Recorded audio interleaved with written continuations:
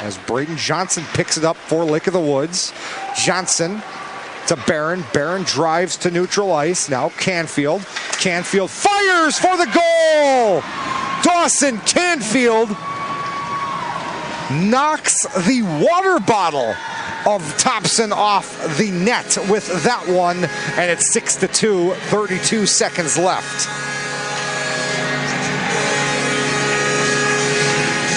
Go inside the studio with the Ricky Harris Media Podcast. Here's your host, Ricky Harris.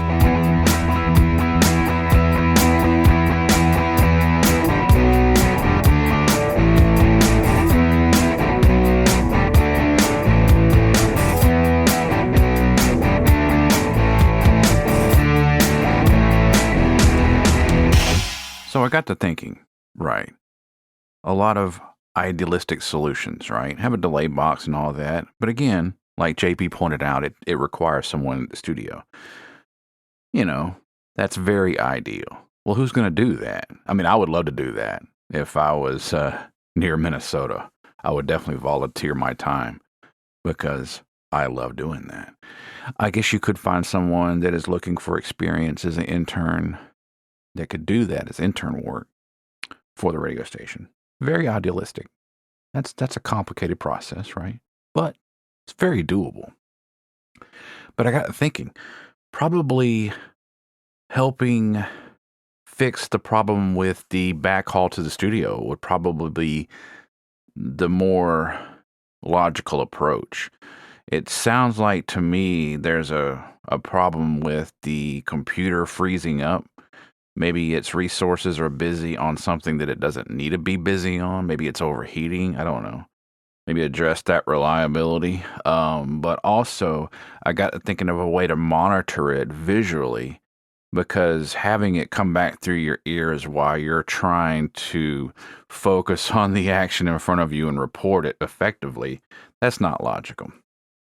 So something I've noticed over the years, the difference between VU meters and especially more modern LED bar graph VU meters, when you have spoken word, you know, it bounces back and forth because music or any other source usually is a little less dynamic. So you'll see your meters just kind of staying lit, right? But with spoken word, anytime I pause in the conversation, especially if you don't have a whole lot of background noise, even if you do, you'll see that pulsating. And so you know what's going out really is your voice visually. Not with complete confidence, but have a good idea. So I got thinking you could have a separate device, like a cell phone, and it's monitoring the stream, and have a VU meter show up on that phone, and you could just watch it bounce. And it may require two different devices, but I'm sure there's some kind of app solution where, like a sound recorder, you have it record pause, or some way to have a meter that is sitting there bouncing, and that way it's completely independent of the system. It is like having someone monitor the over-the-air signal and seeing if it's working, and you just kind of constantly have that in your line of sight.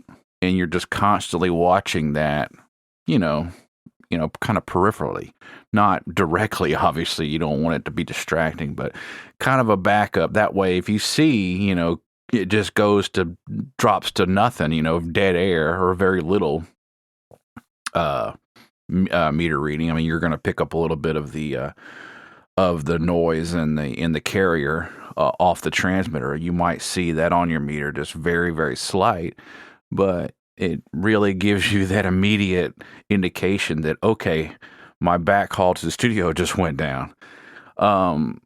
There's a whole bunch of different ways to do that, like anything.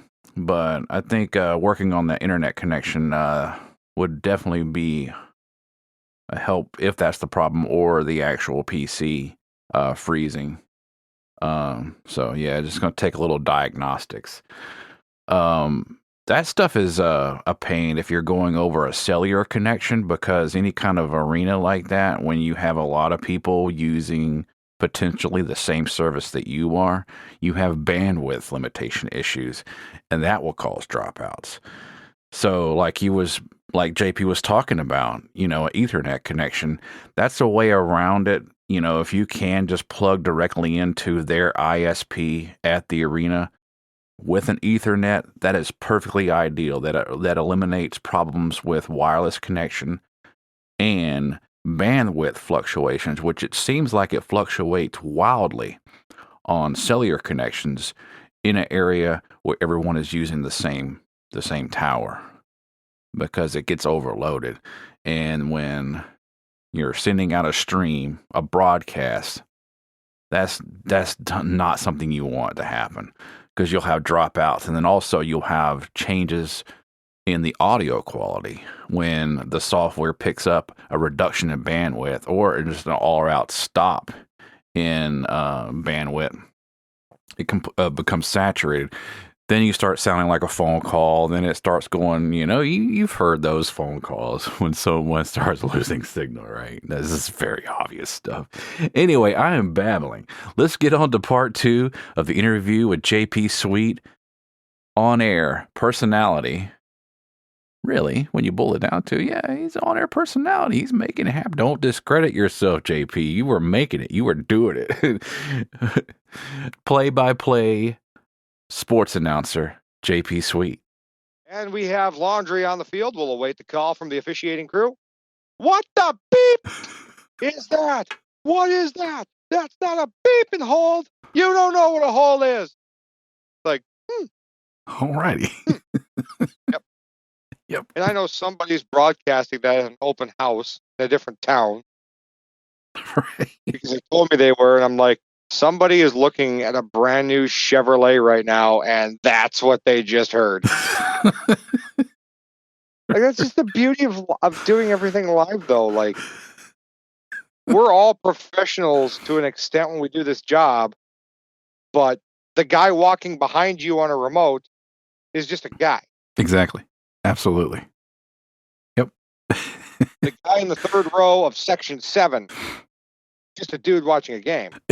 It's a good way to put it, because they're not in the business. They're just, they're in their life, and their life is not on the air. Our life is on the air, a portion of it. So we're used to that. We know all that. Yeah, exactly. So that stuff's going to happen.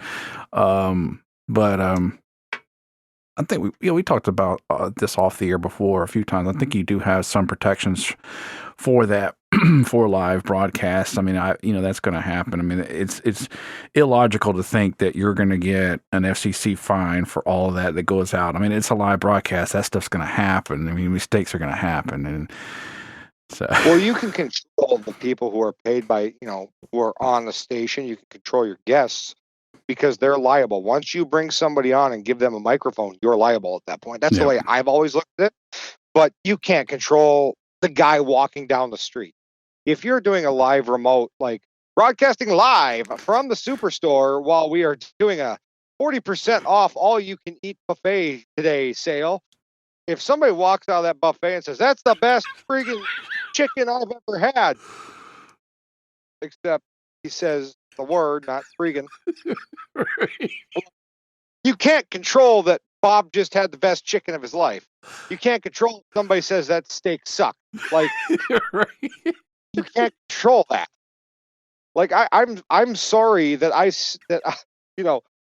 set up 50 feet away from the door, but Bill really liked that fish. And he yelled expletives as he left the restaurant, saying how great the fish was. That's a great visual. You're doing a live shot out there. Somebody runs out in the background. This place sucks. Exactly. Yep. You're like, makes it so awkward. Like we know it's happened. Oh yeah. Like in this business, if you can think that it hasn't happened, you're wrong, because it has. Oh yeah. It definitely has. Oh yeah, definitely. That reminds me of. Oh, sorry. Go ahead. You watch like sports on like ESPN. My favorite thing is just cranking it up on the speakers when it's dead air, like baseball game, in between pitches in like the 7th or 8th inning, and you try to figure out where their crowd mics are. Oh yeah. Oh yeah. The broadcast, and you'll just hear somebody talking about how terrible the peanuts were from a concession stand. Yeah, that's one of Like, my favorite things about watching baseball. I'll turn it up on the surround channels, or actually, I'll just turn the center channel down, and pull up the surrounds, and yeah, you can hear all kinds of random conversations. Yeah, it's pretty entertaining along with the like going, game. Yeah. going to a UFC fight was like my favorite. Like, we sat in like row 3, and we could see one of their, because like for the UFC, ESPN puts up 4 boom mics in each corner of the arena. Mhm. Big booms, big long boom mics, and we were right below the boom mic. And I looked at my buddy and just pointed up like, "Hey, that thing's hot. So let's not be the ones who say something horrific on ESPN tonight, please." And like, there's a guy 4 rows above us. Put him in a body bag. Grab, twist it. Grab and twist it. And the whole time I'm there like, well, I go home, watch this replay in 30 days when it's up for viewing on the app. I'm going to listen to that intoxicated individual 8 rows back screaming this, because I know how powerful that boom mic is. And that guy is definitely loud and clear. Section 141, row 8, seat 3. I tell you, it happens the other way too, or at least it did for me. And of course, I've seen that happen to other people, and unfortunately, it has cost them their job too. But that's a serious situation. But a lot of times, fortunately, it does bring up some funny moments. I had a situation on a set recently where I didn't realize I was sitting next to a principal actor, and this actor actually had a lavalier microphone, and I'm doing my normal, between takes silliness, and they were practicing their lines, and I didn't realize that, but I finally made a joke about, the lavalier microphones, talking about them being kind of a pain and stuff, and, I was basically saying, I'm kind of a panicky dude, kind of antsy, and I can't be trusting one of those. You're gonna have to put a lot of tape on me because I'll end up dropping it. And then the lady that was the principal actor just started busting out laughing, and she was like, "Yeah, I ended up dropping it in the toilet." I was like, "Yeah, that would be my luck." And it turned out she was wearing a lavalier microphone, and of course, the entire production crew was listening, hearing that conversation. But I still have it in the back of my in my mind, any kind of conversation I have, it's not going to be ridiculous. It's not going to be, out of pocket, anything weird, offensive or something. It's always in your mind, but it still will catch you off guard sometimes because, a microphone will be where you may not know it's there, especially with film work because the goal is to hide the microphone. Well, treat every mic like a hot mic. Exactly. Yep. Whether or not, even for me, even if it's not even plugged in, if it's just dangling, it's still being treated like I'm on a hot mic. Somebody can hear me right now, and I have to operate and act as such. Because if I don't, this could be, that will train my brain to the point where someday I'm going to put this mic on and say something I really shouldn't say. Right. Like, I'm having a conversation out at the dinner table with my buddies, and I'm going to say, well, what the, and now that's going to go out on an FCC airwave. Mm-hmm. And that's the thing, man. And this as well as I do. When we put these headsets on, we put these mics in front of us. I know you've got the boom mic. I have the headset. As he pulls the camera back, because we can see each other when we're doing this, folks. We'll pull the camera back, or curtain back, if you will. You can see the boom mic on my screen right now. But like, every time there's a microphone in front of you of any way, shape, or form, you have to treat it like a hot mic. Absolutely. Yep. And that's something that's fascinating to me. Like, when I bring the kids up, because I do high school sports, when I bring the kids up to interview them and stuff, it's like, okay, right now we're not live, but that doesn't mean somebody can't hear you. Exactly. Because if I don't turn this all the way down and there's a break in a commercial, this audio can still leak back into the stream. Mm-hmm. So if you have anything you need to say or don't want to say or have the giggles, walk away, get it out of your system, and come right back. Right. Because when I give you that thumbs up, that's a hot mic now, but I want you to understand that that's still a hot mic. It just might not be a live mic at this second. That brings up another memory of mine from old TV days. Now, I'm recently doing TV, but this is, before in TV in the 90s. But this is an old story that really predates that from an old boss of mine.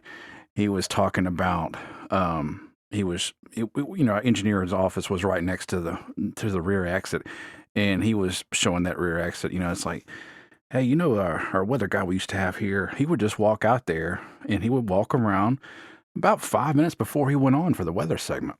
And he was asking me, do you know why he did that? And I was like, no, is to get all the farts out before he went on the air. And I thought that was just too funny. That kind of stuff, it's funny, but it's, it really, that really does happen. And especially in that kind of thing, a lot of what you do is, it's just you on there, just your mic, no other sound sometimes, especially in a really quiet moment. And yeah, you might have some sounds go out in the air that you didn't intend. Mm-hmm. And that's the biggest thing is like some nights, and sports is intense, man. Like doing sports is more intense than sitting back and doing a podcast, or it's more intense than sitting back and doing just a radio show, because there are real people down there in situations that could get them injured. Absolutely. And some of these kids, are playing for, scholarships. They're playing in front of scouts, and it can be very intense in certain situations. Playoff times, playoff sports in the high school realm or college realm is an experience of itself, because when you see that word senior on Mhm. anything, Mhm. you are commenting one way or another the end of somebody's passion. Right. When especially high school sports, I've done some college as well. Don't get me wrong, college is a whole different animal with the level of prep that goes into it, with the level of live stats. High school, you're doing it all yourself. But when you see a senior play a game of football or a senior play a game of hockey, and that's something that they've done since they were 10, 11 years old, if it's football, for hockey since they were 4, and you are commenting quite possibly the last time they competitively play that game, and this is the last time grandma and grandpa are tuning in to hear their grandchild's name on the airwaves. There's an uncle that lives 500 miles away. This is the last time potentially he's going to hear his niece or nephew get their name called. That brings a whole different level of intensity to that job that nobody ever talks about. Oh yeah, definitely. That you are going to be the last memory of somebody's athletic career. You're going to be that memory, that last memory that somebody has of hearing their loved one play a game or participate in an event that they've done their whole lives. And that's a crazy thing that sometimes I have to keep in the back of my head, especially when you get to those last games. Like you've seen it in basketball before, where those kids go up. Kids, I guess they're 20, but whatever. They go Right. up for a layup. Guy lands hard, breaks his leg. He'll never play again. Like you hear that genuine concern in TV broadcasters all the time, right? Mhm. Like it's the same doing radio, because you get to follow these guys around for 3-4 months a year. You get, and if it's the high school realm, especially in small towns, you followed these guys around for 8-9 months.